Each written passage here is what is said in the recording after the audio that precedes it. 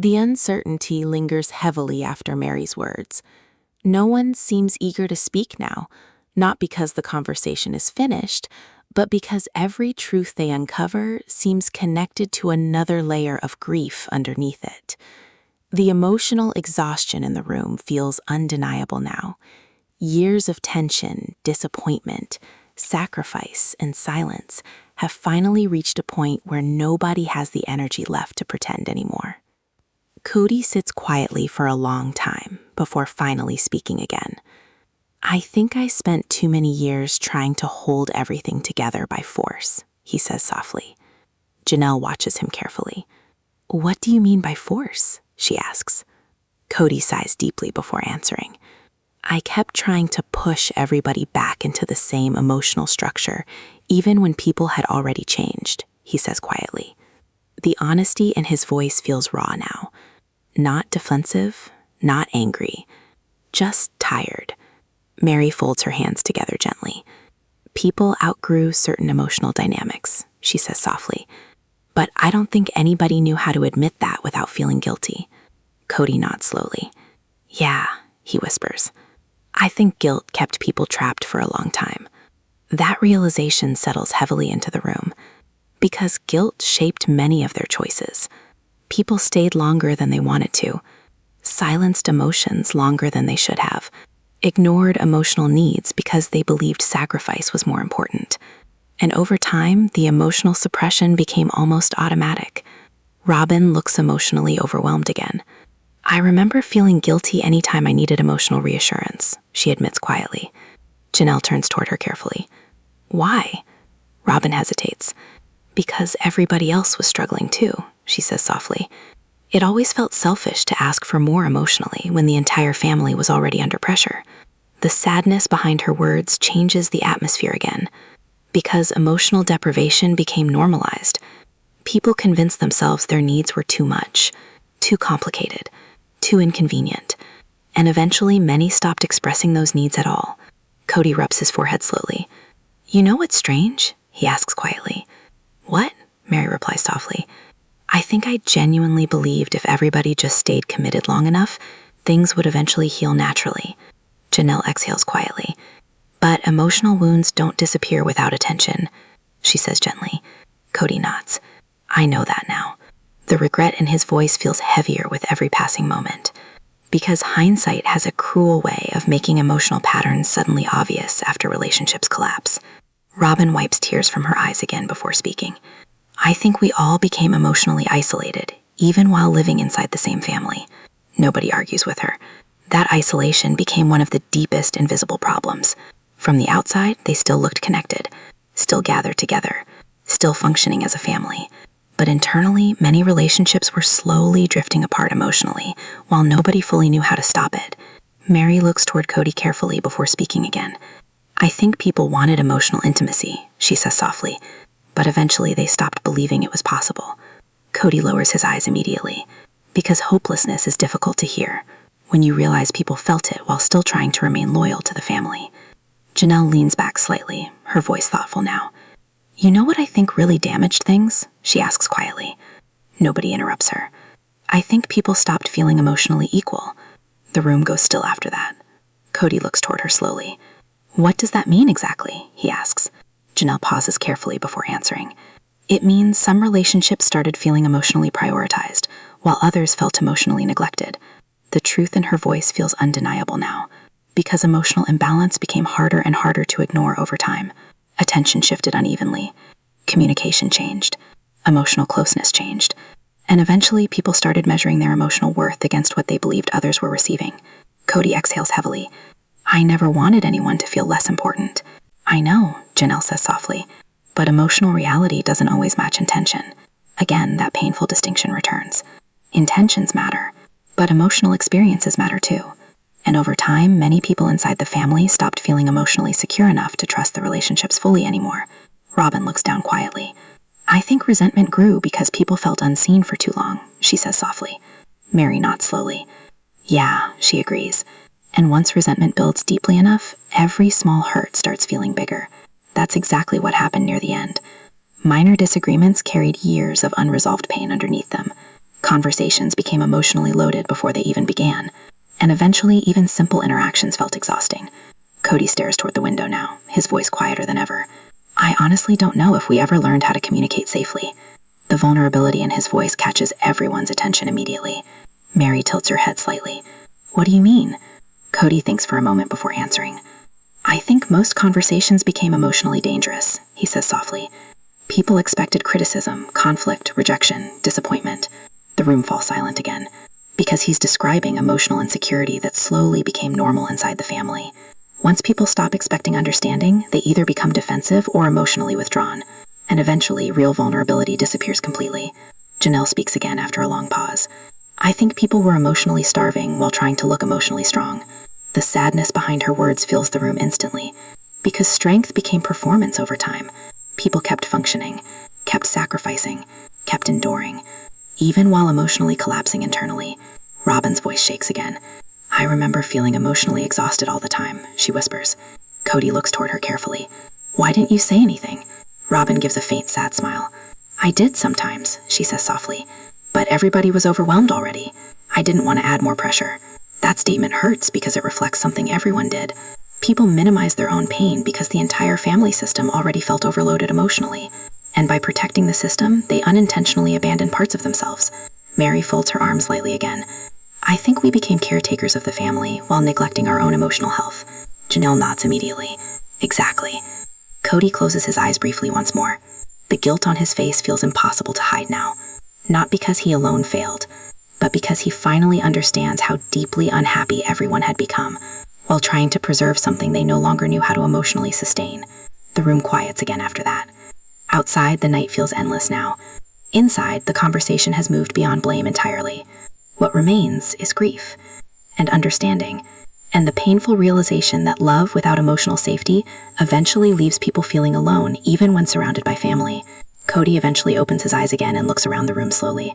I don't think any of us were prepared for how emotionally complicated this life would become, he says quietly. Mary answers softly. No, she says. I think we believed love would naturally keep everything balanced. Kody gives a faint, heartbreaking nod. And instead, he whispers, people slowly broke apart emotionally while trying to hold the family together.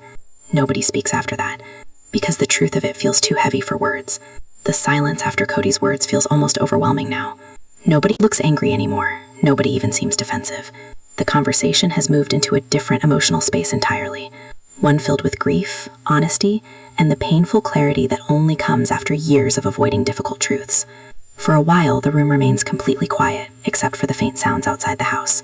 The stillness feels strange after so many years of emotional chaos. Kody finally leans forward again, resting his arms on the table. You know what I keep thinking about? He asks softly. Janelle looks toward him. What? Kody stares down at his hands before answering. How many moments we lost because everybody was emotionally exhausted. The sadness behind his voice settles deeply into the room. Because exhaustion changes relationships quietly. People stop laughing as easily. Stop opening up honestly. Stop reaching toward each other emotionally. Eventually, they begin conserving emotional energy instead of sharing it. Mary nods slowly. I think people became emotionally numb in certain ways, she says softly. Robyn looks toward her immediately. What do you mean? Mary hesitates before answering. I think some people stopped expecting emotional fulfillment, she says quietly, so they stopped asking for it. The statement lands heavily, because emotional disappointment repeated over long periods eventually trains people to lower their expectations just to protect themselves from hurt. Janelle folds her arms lightly again. Yeah, she says softly. People adapt to loneliness when they think nothing will change. Kody closes his eyes briefly after hearing that. Loneliness. That word keeps returning throughout the conversation, like a shadow hanging over every memory they share. Not loneliness from being alone physically. Loneliness from feeling emotionally disconnected inside relationships that were supposed to provide love and security. Robyn's eyes begin filling with tears again. I hate that everybody felt alone. Mary looks toward her gently. I think everybody was trying to survive emotionally in their own way. Kody exhales heavily. And survival mode changes people, he says quietly. Nobody argues. Because survival mode became the emotional foundation of the family for too long. People stopped thinking about emotional growth or fulfillment. They focused on avoiding collapse, avoiding conflict, avoiding emotional explosions, avoiding disappointment. And eventually, relationships built around emotional survival lose their sense of safety and warmth. Janelle studies Kody carefully before speaking again. Can I ask you something honestly? She says softly. Kody nods immediately. Yeah. Janelle pauses carefully, choosing her words slowly. Do you think you became emotionally unavailable toward the end? The question hangs heavily in the air. Robyn lowers her eyes immediately. Mary remains very still, and Kody himself looks visibly shaken by the question.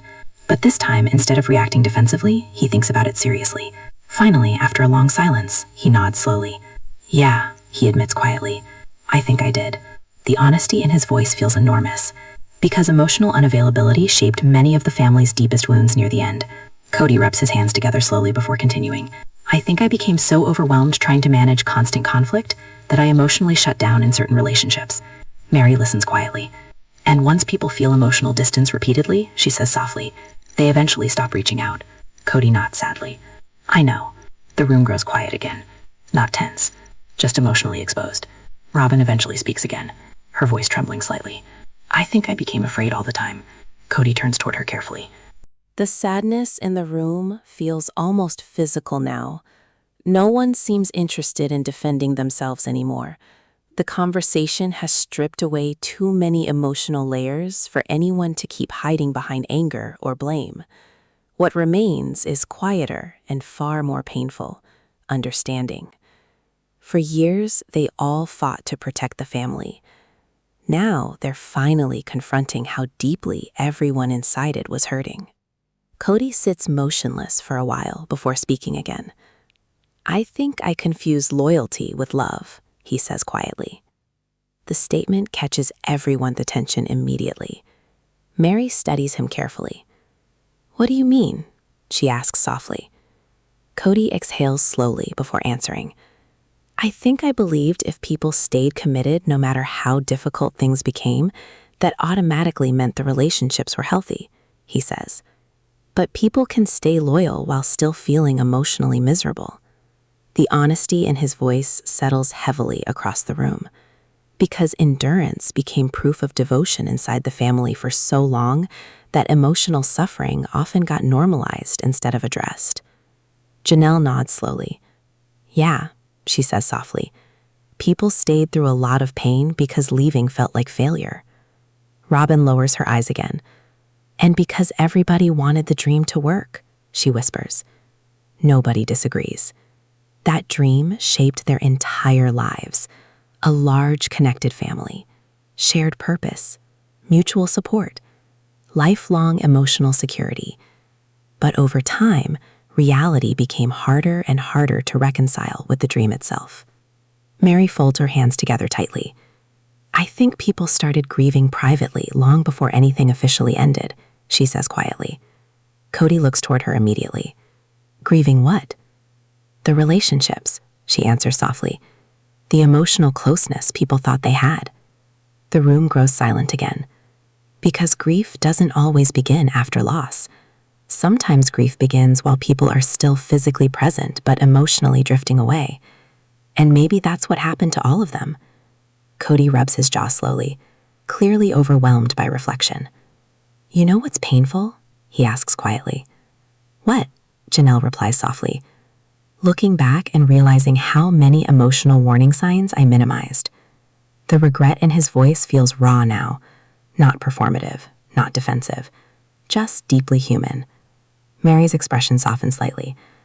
I think everybody minimized things, she says gently, because fully admitting how broken things felt was terrifying.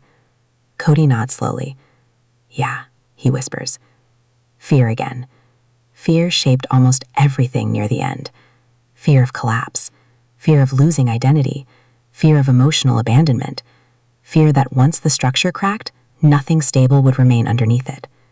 And because of that fear, many painful truths stayed buried far longer than they should have. Robyn wipes at her eyes quietly. I think I kept hoping love would eventually outweigh the pain. Janelle gives her a compassionate look. But pain changes relationships when it lasts too long, she says softly. That truth settles heavily over everyone. Long-term emotional pain reshapes people slowly. It affects trust, patience, communication, hope, and eventually even love itself begins feeling tangled with exhaustion. Kody stares ahead thoughtfully. I honestly don't know if we ever learned how to emotionally recover from conflict, he admits quietly. Mary nods immediately. I think we learned how to survive conflict, she says softly, not heal from it. The distinction feels enormous. Survival means enduring tension without resolving it. Healing requires vulnerability, accountability, emotional safety, and change. And somewhere along the way, survival became the family's default emotional state. Janelle leans back slightly before speaking again. "You know what I think exhausted people the most?" she asks quietly. Nobody interrupts. Feeling emotionally unheard over and over again. The sadness behind her words fills the room immediately. Because repeated emotional invalidation slowly drains hope from relationships. People stop expressing themselves honestly once they believe nothing meaningful will change. Kody lowers his eyes again. "I think I got defensive too quickly," he admits softly. Mary answers gently. "Because criticism probably felt like rejection to you." Kody looks toward her slowly. "Yeah," he says quietly. The vulnerability in his voice changes the emotional atmosphere again. For years, so many conversations escalated because pain got interpreted as attack instead of emotional need. And once people begin defending themselves instead of listening, emotional connection weakens rapidly. Robyn speaks again after a long silence. "I remember feeling emotionally tense all the time near the end," she whispers. Janelle looks toward her carefully. "Tense how?" Robyn thinks for a moment. "Like everybody was carrying unresolved emotions into every interaction," she says softly. "Even normal conversations felt emotionally heavy." Nobody disagrees. Because unresolved pain changes the emotional temperature of everything. Simple discussions become loaded. Minor disappointments feel enormous. And eventually, relationships stop feeling emotionally safe altogether. Kody sighs deeply. "I hate realizing how much unhappiness was building while I kept focusing on keeping the family functioning." Mary looks toward him gently. "I think you believed structure would create stability," she says softly. "And instead," Kody replies quietly, "people needed emotional connection more than structure." The truth of that statement hangs heavily in the air, because relationships cannot survive long-term on obligation and endurance alone. People need warmth, validation, trust, emotional presence. And once those things disappear, the structure itself eventually becomes emotionally hollow. The room quiets again. Outside, the darkness beyond the windows feels endless now. Inside, everyone looks emotionally drained, but strangely calmer too. Not because the pain disappeared, because honesty is finally replacing emotional avoidance. Janelle eventually speaks again, her voice thoughtful. "You know what I've realized through all of this?" she asks softly. Nobody interrupts. "I think love alone isn't enough if people stop feeling emotionally valued." The sentence settles deeply into the room. Because for years, everyone believed love itself would hold the family together. But love without emotional care slowly becomes painful. People need to feel heard, chosen, safe, important. And once those emotional needs remain unmet for too long, love itself starts feeling heavy instead of healing. Kody closes his eyes briefly. "I wish I would have understood that sooner," he says quietly. The vulnerability in his voice changes the atmosphere once more. Nobody judges him. Nobody criticizes him. Because deep down, everyone in the room seems to understand that years of emotional instability distorted their understanding of love itself. Love became tied to sacrifice, pain, endurance, fear of abandonment. And now they're all left trying to untangle those emotional patterns after the collapse of everything they built their lives around. Mary eventually looks toward Kody carefully. "Maybe healthy love doesn't require people to lose themselves emotionally just to keep relationships alive," she says softly. The room falls silent after that. And this time the silence feels less like grief and more like realization. The realization settles quietly over everyone after Mary's words. No one rushes to respond. The conversation has already uncovered more emotional truth than any of them expected when the night began. Years of silence, resentment, confusion, loneliness, and fear have finally been spoken aloud without interruption. And somehow the honesty feels both heartbreaking and relieving at the same time. Kody sits back in his chair slowly, exhaustion visible all over his face now. But it's no longer the sharp frustration that once defined so many difficult conversations. This exhaustion feels deeper, sadder, like someone finally accepting that the life they spent years trying to preserve no longer exists in the same form. For a while, nobody speaks. Then Kody finally breaks the silence again. "I think I spent years trying to save the family," he says quietly, without realizing the people inside it were emotionally falling apart. The truth in his voice fills the room immediately. Not defensive, not angry, just painfully honest. Janelle looks toward him softly. I think everybody was trying to survive in different ways, she says gently. Kody nods slowly. Yeah, he whispers. But survival isn't the same as living. That sentence hangs heavily in the air, because survival mode shaped so much of their relationships toward the end. People focused on enduring emotional pain instead of healing it. They adjusted to loneliness instead of confronting it. They protected the structure instead of protecting themselves emotionally. And eventually, the emotional cost became impossible to ignore anymore. Robyn wipes tears from her face again. But this time her expression looks calmer somehow. Not healed, not okay, but honest. And maybe honesty is the only thing left now that pretending no longer works. The silence settles over the room once more. But this time it feels different. Not like avoidance, not like fear. More like acceptance. The painful acceptance that love, no matter how real it once was, cannot survive forever without emotional safety, understanding, honesty, and care. And as the night stretches quietly around them, nobody speaks again. Because for the first time in a very long time, there is nothing left to hide from. The room remains silent after Mary's words, the emotional weight of them settling over everyone slowly. Love turning into loneliness. The sentence feels painfully accurate in a way nobody wants to admit out loud, yet nobody can deny either. Kody stares toward the floor again, his shoulders heavier now than at the beginning of the conversation. For years, he carried himself with certainty, even during conflict, always trying to maintain authority, direction, control. But tonight, the certainty feels gone. What's left is something quieter. Confusion. Grief. Regret. Robyn shifts slightly closer to him, though the movement feels hesitant, almost uncertain.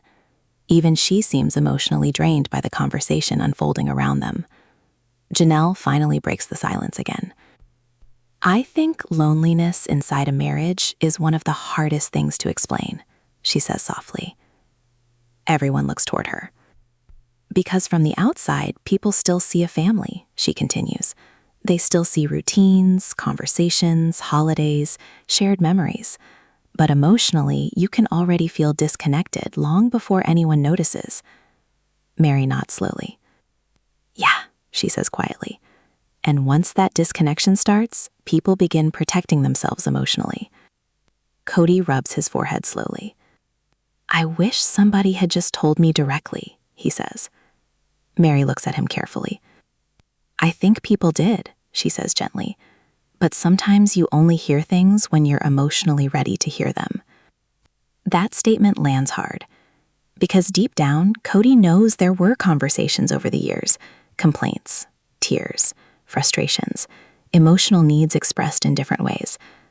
But during those moments, he often heard criticism instead of pain, disrespect instead of loneliness, resistance instead of exhaustion. And now, looking back, the emotional meaning behind those conversations feels painfully different. Robyn lowers her eyes quietly. I think everybody became defensive, she says softly. Janelle nods immediately. Yeah, she agrees, because everybody felt hurt. That simple truth changes the emotional tone of the room again. For years, the conflicts often seemed divided into sides, people blaming each other, defending themselves, arguing about fairness and loyalty. But underneath all those arguments was something much simpler. Everyone was hurting. And hurt people eventually stop communicating clearly. Kody exhales deeply. You know what scares me? He asks quietly. Nobody answers immediately. That maybe we were all so focused on surviving emotionally that we stopped actually caring for each other properly. The honesty in his voice feels raw now. Not dramatic, not defensive, just painfully sincere. Mary folds her hands together tightly. I think caring became harder when resentment started building, she says softly. Kody looks toward her. When did that happen? He asks. Mary gives a faint, sad smile. Probably little by little over years. And everyone in the room knows she's right. There wasn't one moment that destroyed the family. There were hundreds. Small disappointments repeated over time. Moments where people didn't feel chosen. Moments where emotional needs went unnoticed. Moments where conversations ended without understanding. Eventually, those moments stacked on top of each other until emotional closeness became almost impossible to maintain. Robyn's voice shakes slightly when she speaks again. I think I kept believing we could fix everything if we just loved each other enough. Janelle's expression softens immediately. I think all of us believed that at some point, she says gently. But belief alone couldn't solve emotional imbalance. And maybe that's one of the hardest truths everyone is finally confronting tonight. Love matters, but love without emotional safety slowly turns painful.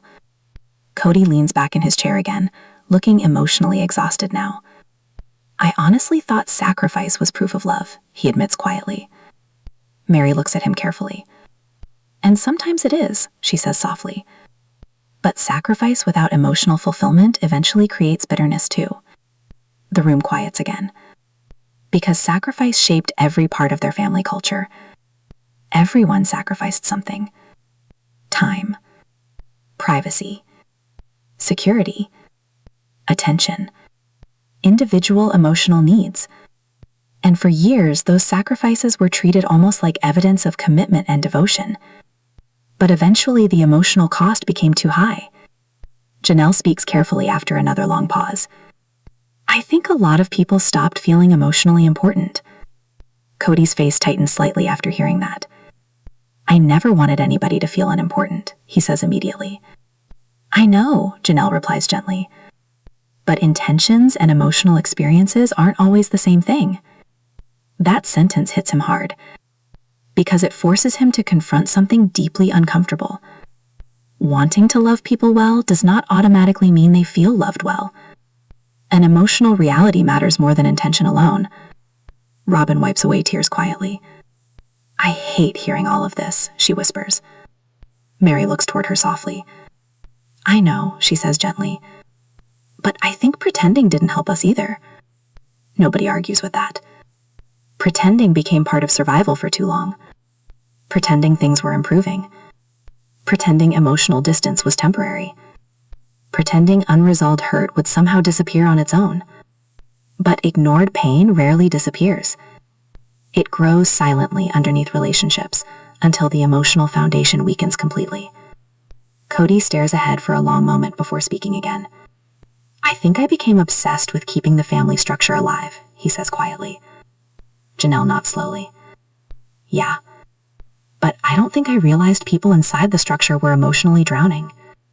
The sadness behind the statement feels enormous now, because maintaining the idea of the family gradually became more important than nurturing the emotional health of the individuals inside it. And once that happens, relationships begin operating from obligation rather than connection. Mary speaks again softly. I think some people started feeling emotionally invisible. Kody closes his eyes briefly. The words clearly hurt him.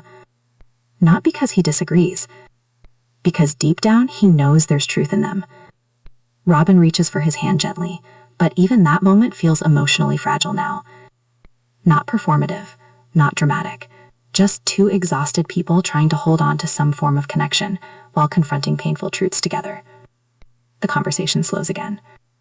Outside the window, the evening darkness has fully settled in now, making the room feel even more isolated from the rest of the world.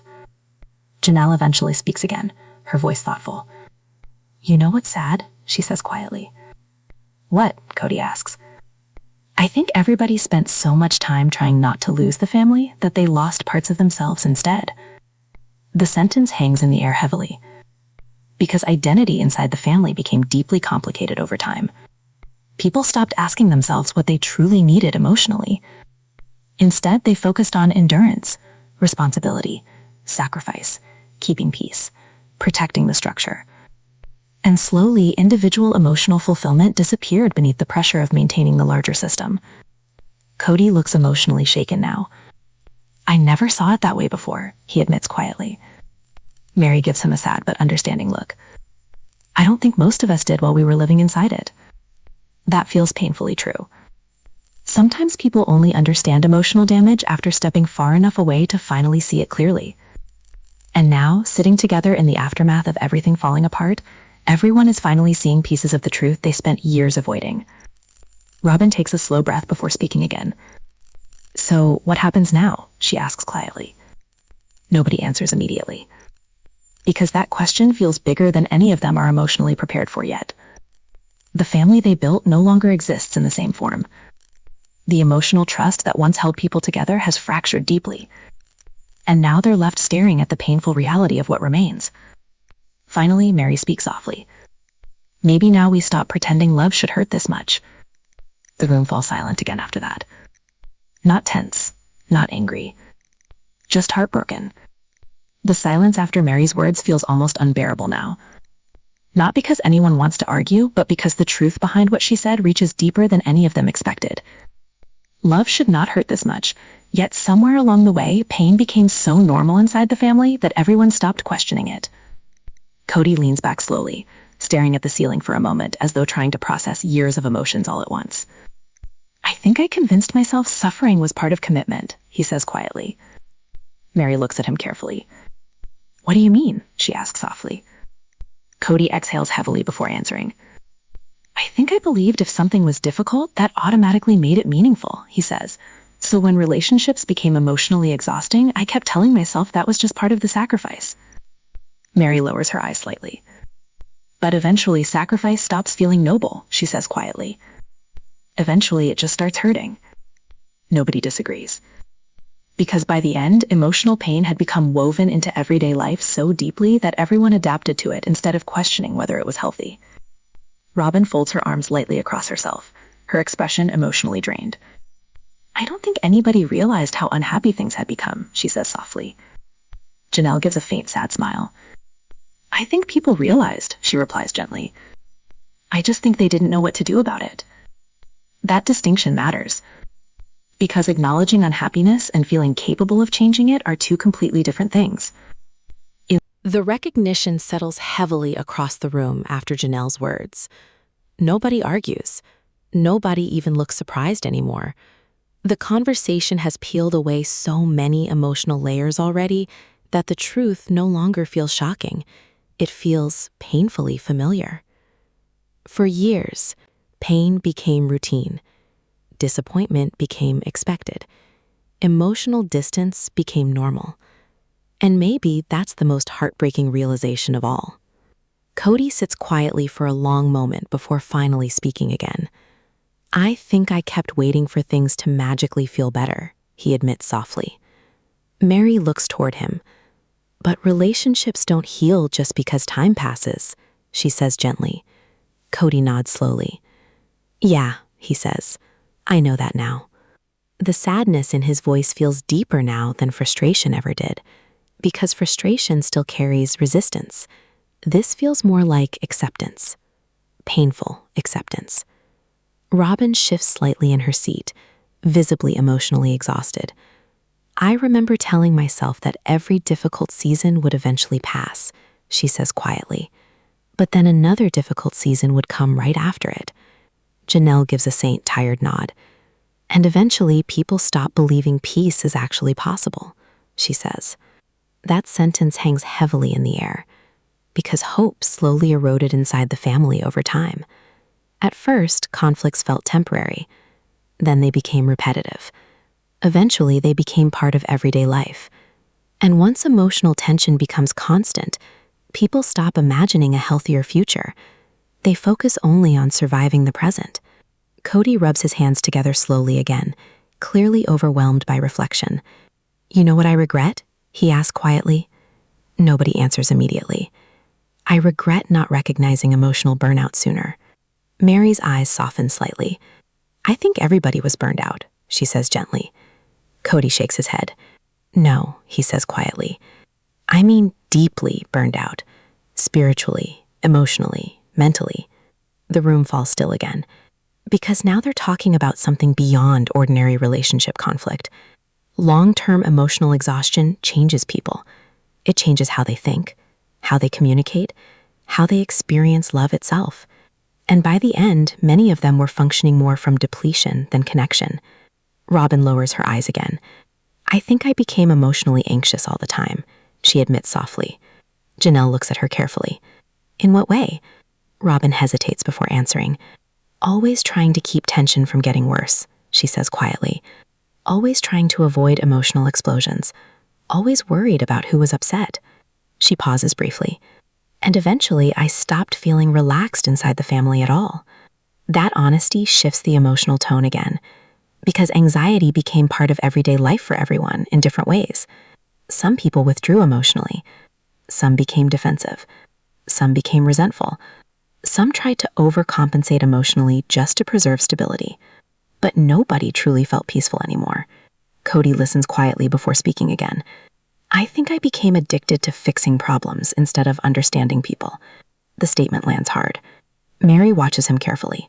That's a very different thing, she says softly. Kody nods slowly. Yeah, he admits. And I didn't understand the difference for a long time. For years, he approached emotional issues like structural failures that needed correction.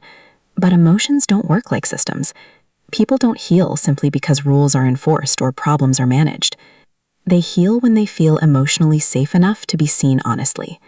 And somewhere along the way, emotional safety disappeared from many of the relationships. Janelle leaned back quietly. I think everybody stopped feeling emotionally prioritized, she says softly. Kody closes his eyes briefly again. Not because he disagrees, because the truth hurts. Robyn's voice trembles slightly. I hate feeling like we all failed each other. Immediately, she shakes her head gently. I don't think it's that simple, she says. The room grows quieter. Because failure suggests intention. And intention was never the issue. Most of them genuinely tried. They loved each other in the ways they know how. But sometimes love alone cannot overcome emotional imbalance, unresolved pain, and years of unmet needs. Kody eventually opens his eyes again. I think we confused surviving together with thriving together, he says quietly. Janelle nods immediately. Yeah, she says softly. There's a huge difference. Survival keeps relationships functioning externally. Thriving keeps them emotionally alive. And by the end, survival became the primary goal. Keep the structure together. Keep the family image intact. Keep moving forward no matter how emotionally disconnected people felt internally. But survival mode slowly drains intimacy from relationships. Mary folds her arms lightly. You know what's strange? She asks softly. Everyone looks toward her. I think people became so focused on protecting the family that they stopped protecting themselves emotionally. The sentence settles deeply into the room. Because self-sacrifice became normalized for so long that many people stopped recognizing when their emotional health was deteriorating. Needs became secondary. Pain became minimized. Loneliness became private. And eventually, emotional neglect started feeling ordinary. Kody stares at the table again, visibly emotional now. I honestly thought asking people to endure hardship was part of love, he says quietly. Janelle answers gently. Hardship happens naturally in relationships, but people still need emotional care inside the hardship. Kody nods slowly. And I don't think I gave enough of that. Nobody rushes to reassure him. Not because they want him to suffer, but because everyone in the room finally seems committed to honesty over comfort. And honesty sometimes requires sitting inside painful truths without immediately softening them. Robyn wipes tears from her face again before speaking quietly. I think we all stopped feeling emotionally seen. The vulnerability in her voice feels genuine. Because even though the relationships fractured differently for each person, emotional invisibility became a shared experience in many ways. People wanted to feel chosen, valued, safe, understood. Instead, many of them spent years feeling emotionally overlooked inside a system that demanded constant sacrifice. The room grows silent once more. Outside, the night feels still and distant. Inside, the emotional atmosphere feels raw but strangely calmer now. Not because the pain disappeared, because nobody is running from it anymore. Kody eventually looks around the room slowly. I don't know if any of us fully realized how lonely everybody had become, he says softly. Mary gives a faint, sad smile. I think some people realized. They just stopped believing anything would change. That sentence cuts deeply, because hopelessness quietly destroys emotional connection faster than conflict does. Once people stop believing they matter emotionally, they begin withdrawing internally to protect themselves from further disappointment. Janelle speaks again after a long pause. I think love started feeling conditional to some people, she says carefully. Kody immediately looks toward her. What do you mean? Janelle hesitates before answering honestly. I think people started feeling like emotional closeness depended on compliance instead of connection. The room goes completely still after that, because everyone understands exactly what she means, and Kody especially feels the weight of it immediately. For years, tension around loyalty and respect slowly blurred into emotional distance. Disagreement often created separation rather than deeper understanding. And over time, emotional vulnerability began feeling risky. Kody leans back heavily, his expression filled with regret now. I never wanted love to feel conditional. Janelle's voice softens. I know, she says gently. But emotional experiences matter more than intentions. Again, nobody argues. Because by now, everyone understands the difference. Good intentions cannot erase emotional pain people genuinely experienced. The conversation slows again after that. Not because they're finished talking. Because the emotional truth has become almost overwhelming in its honesty. Finally, Robyn speaks softly into the silence. Do you think we'll ever stop grieving what we thought this family would become? Nobody answers immediately. Because grief for imagined futures is sometimes the hardest grief to let go of. The question hangs quietly in the room after Robyn asks it, and for a long moment nobody seems capable of answering. Grieving what the family became is painful enough, but grieving what everyone hoped it would become feels even heavier somehow. Because the dream lasted for years. The vision of unity, of unconditional support, of a family strong enough to survive anything. Now that vision feels shattered, and everyone is left trying to understand where hope ended and reality began. Kody finally exhales slowly, staring down at the table again. I think part of me is still waiting for things to somehow go back, he admits softly. Mary's eyes soften slightly, though sadness remains in her eyes. I used to feel that way too, she says gently. Kody looks toward her carefully. What changed? Mary pauses before answering. I realized I was grieving an idea more than the reality we were actually living. The sentence settles deeply into the room. Because for years, everyone held on to the idealized version of the family, even while the emotional reality underneath it continued deteriorating. The image stayed alive long after the emotional connection weakened. Janelle nods slowly. Yeah, she says quietly. I think we all stayed emotionally attached to the dream. Robyn lowers her eyes. But the dream felt real once, she whispers. Nobody disagrees with her. That's what makes the grief so complicated. There were real moments of happiness once. Real love. Real connection. Real hope. But over time, those moments became harder to sustain beneath the emotional strain. Unmet needs and growing distance between everyone. Kody leans back again, visibly exhausted now. You know what's difficult for me? He asks softly. What? Janelle replies. Accepting that something can begin with love and still end painfully.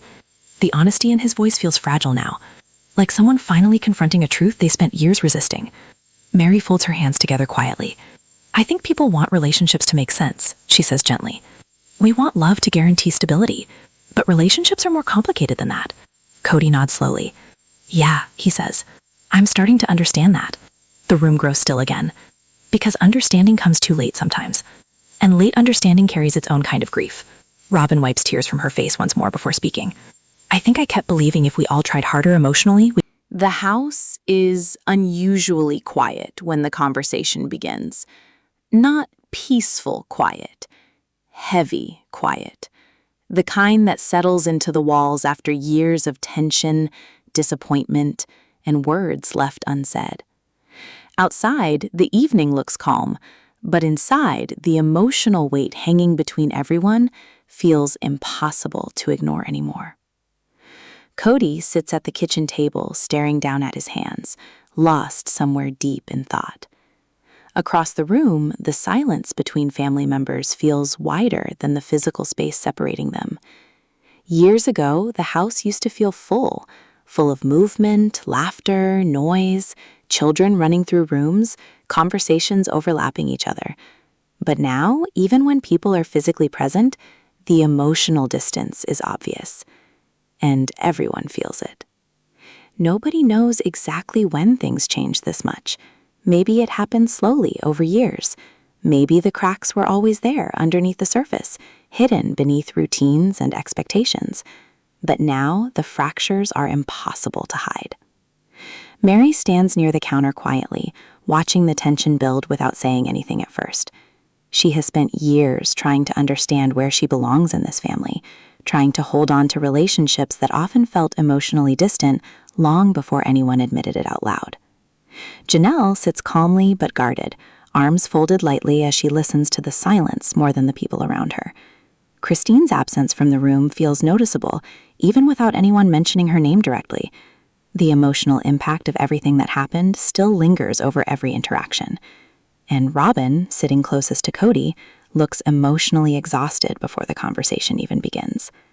Nobody wants to be the first person to speak. because deep down they all know this conversation is not really about one argument or one disagreement. It's about years of pain, years of unmet emotional needs, years of people slowly drifting apart while pretending the structure itself was enough to hold everyone together. Finally, Kody exhales sharply and breaks the silence. "I don't even recognize this family anymore," he says quietly. The words hang in the room heavily. No one immediately responds, because nobody disagrees. Mary lowers her eyes briefly before speaking. "I think maybe we stopped feeling like a family a long time ago," she says softly. Kody looks at her immediately, hurt flashing across his face almost instinctively. "How can you say that?" he asks. But his voice carries less anger than it once would have, more exhaustion than defensiveness. Mary hesitates before answering carefully. "Because people can live under the same structure and still feel emotionally alone," she says quietly. The honesty in her voice changes the atmosphere instantly. Nobody interrupts her. Nobody argues. Because every person in the room understands exactly what she means. For years, they all focused on maintaining the image of unity, the routines, the gatherings, the shared goals, but emotional connections slowly became harder to maintain underneath all the pressure. Janelle finally speaks next. "I think everybody got tired," she says simply. Kody turns toward her. "Tired of what?" Janelle pauses before answering. "Tired of fighting for emotional space," she says softly. "Tired of trying to feel important. Tired of pretending things were okay when they weren't." The room grows even quieter after that, because this is no longer a surface-level discussion. This is years of suppressed truth finally rising to the surface. Robyn shifts slightly in her seat, clearly emotional already. "I don't think anybody wanted things to end up this way," she says quietly. Mary gives a faint, sad smile. "No," she replies, "but wanting something and creating it are two different things." Kody rubs his forehead slowly, visibly frustrated, but not in the explosive way he often used to be. The frustration now feels tangled with confusion and grief. "I gave everything to this family," he says. And immediately the emotional temperature changes, because everyone in the room has heard versions of that statement before. But now it lands differently. Janelle looks at him carefully before responding. "I think everybody gave everything," she says softly. That sentence cuts deeper than anger ever could, because sacrifice was never the problem. Everyone sacrificed. Time, energy, identity, emotional security. The problem was that eventually sacrifice stopped creating closeness and started creating resentment. Kody leans back heavily in his chair. "So what, everybody was secretly miserable the whole time?" he asks bitterly. "No," Mary answers quickly. "Not the whole time." Her voice softens. "But I think people became lonely. That word changes everything. Lonely. Not angry. Not hateful. Lonely. Because loneliness inside a relationship feels different than loneliness alone. It carries rejection inside it, confusion, emotional hunger. And suddenly the entire room feels emotionally exposed." Robyn wipes at her eyes quietly. "I think we all kept waiting for things to get better again," she says. Janelle nods slowly. "Yeah," she agrees. "But eventually waiting turns into grieving." Kody looks away immediately after hearing that.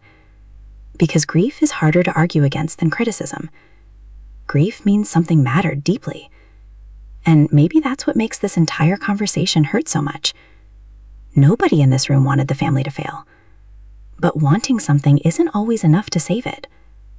The silence stretches again before Kody finally speaks, quieter this time.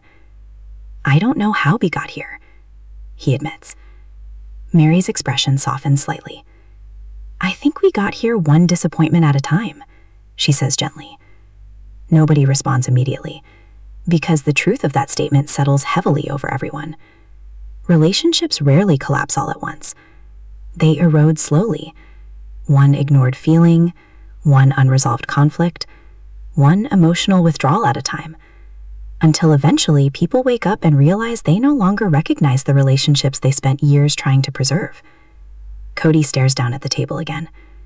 "I thought love would be enough," he says quietly. Janelle looks at him sadly. "I think love existed, but love without emotional safety eventually stops feeling sustainable." The room falls silent once more, because emotional safety became one of the biggest invisible losses inside the family. People stopped feeling heard, stopped feeling prioritized, stopped feeling emotionally secure enough to be vulnerable honestly. And once vulnerability disappears, distance grows quickly. Robyn takes a shaky breath before speaking again. "I think everybody became afraid," she says softly. "Afraid of what?" Kody asks. "Of being hurt," she replies immediately. The answer comes so naturally that nobody questions it. Fear shaped almost everything toward the end. Fear of rejection, fear of conflict, fear of emotional abandonment, fear of being unimportant. And over time, that fear slowly transformed the family dynamic into something more focused on survival than connection. Mary looks toward the window quietly before speaking again. "You know what hurts the most?" she asks softly. Nobody answers. The feeling that people stopped seeing each other clearly. The sadness in her voice is unmistakable now. "I think everybody became roles instead of people," she continues. "The responsible one, the emotional one, the difficult one, the favorite one." Kody closes his eyes briefly after hearing that, because deep down he knows there's truth in it. The longer the family struggled, the more everyone became trapped inside emotional identities that only deepened the distance between them. Janelle nods slowly. "And once people feel labeled," she says quietly, "they stop believing they'll ever truly be understood." Another silence settles over the room. But now the silence feels less tense and more heartbreaking. Like years of emotional truth are finally being spoken out loud after being buried beneath routine and obligation for far too long. Kody eventually looks up again, his expression softer than before. "I never wanted anybody to feel unloved," he says quietly. Mary's eyes fill slightly with emotion. "I don't think intention was the problem," she replies gently. That sentence lingers heavily in the air. Because love can exist while people still suffer emotionally. Good intentions can exist while relationships still slowly break apart. And maybe that's the hardest truth of all. Nobody planned for this outcome. Nobody entered the family hoping to hurt each other. But years of emotional imbalance, unmet needs, fear, and exhaustion slowly changed the shape of every relationship inside it. Robyn lowers her head quietly, visibly emotional now. "I just wanted everybody to stay connected," she whispers. Janelle looks toward her carefully. "I think we all did," she says softly. And for the first time during the conversation, nobody seems interested in arguing about blame anymore.